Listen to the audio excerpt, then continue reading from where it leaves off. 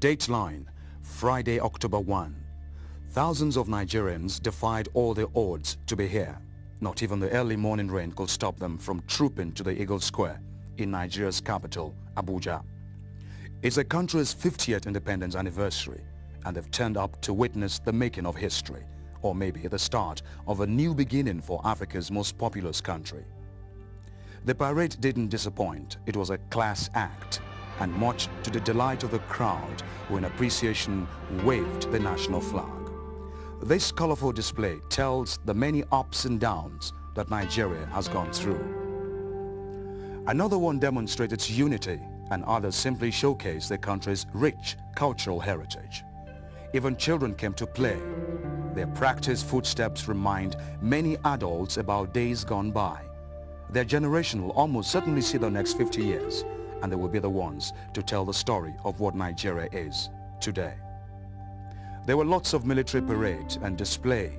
They tell the might of the Nigerian military and relate its history since colonial times.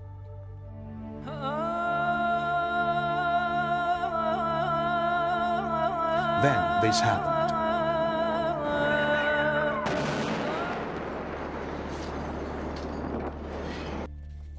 The bomb went off at about 11 a.m. and moments after, a second bomb exploded, recording greater casualties.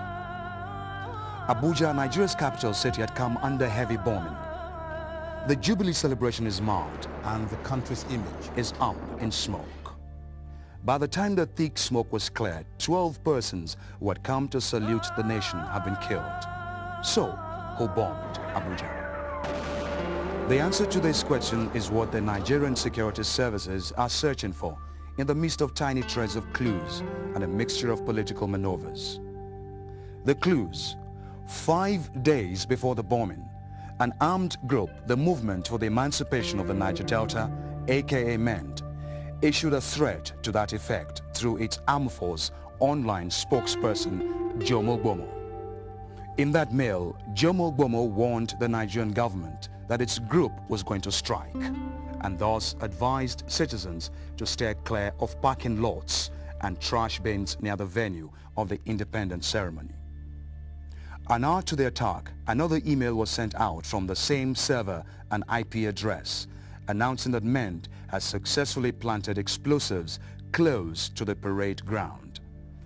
That threat was successfully executed to murderous effect, and barely an hour later, Jomo Gbomo, using the same email address, claimed responsibility for the twin bomb attack.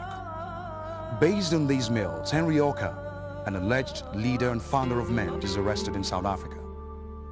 In connection with the terror attack in Nigeria, the hunt was on. Barely 24 hours after the bomb blast, had new twists begun to tangle the investigation trail. Back home in Nigeria, President Goodluck Jonathan declares in front of national television cameras that MEND didn't do it. He declares that some elements were hiding under the shadows of the group to perpetrate these attacks. People just use the name of MEND to camouflage criminality and terrorism. This is just similar to the commercial kidnapping taking place in the south and southeast especially. And the release purported to be from MEND attributed to the lack of attention to the Niger Delta. It's not tenable. Curious questions immediately rear their heads. Why is the Nigerian president exonerating MEND just a day after the twin bombing, when obviously investigations were barely underway?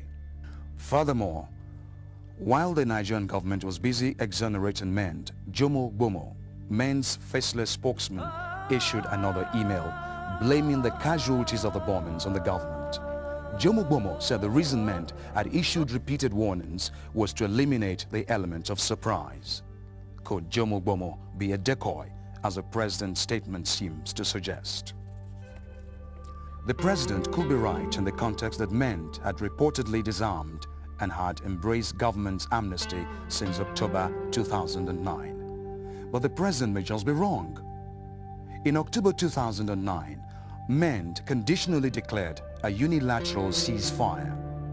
3 months after, precisely on January 31st, 2010, Jomo Bomo announced an end to that ceasefire.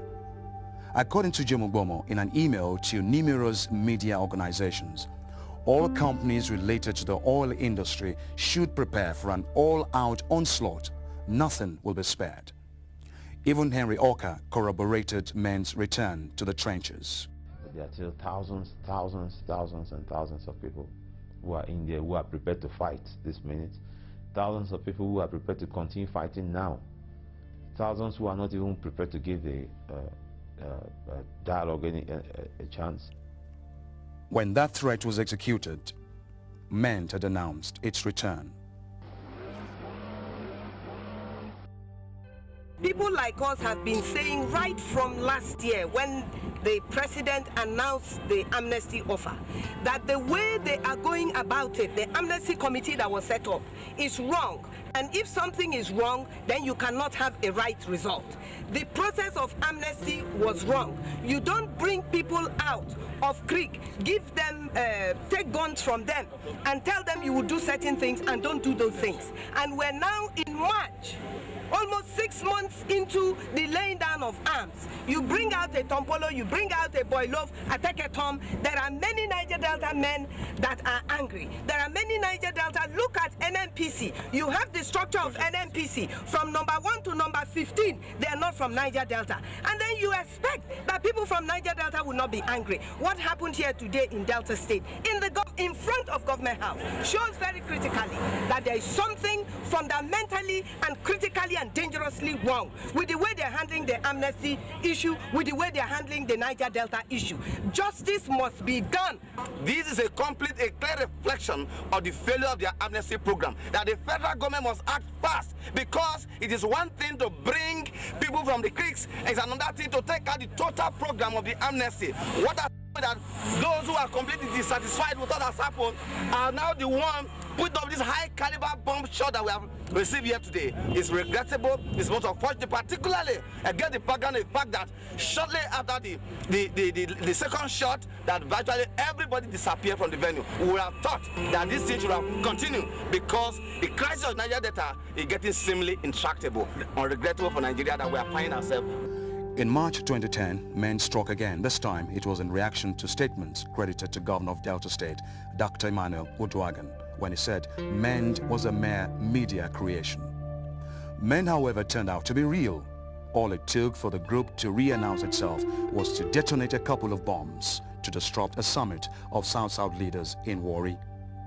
The Vanguard newspapers had organized a South-South summit with several South-South governors in attendance.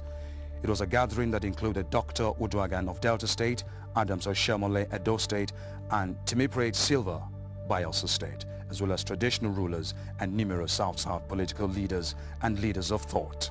The only notable absentee was Chief Edwin Kiagbodo Clark, who ironically was a special guest of honor at the summit. An amnesty in this region has brought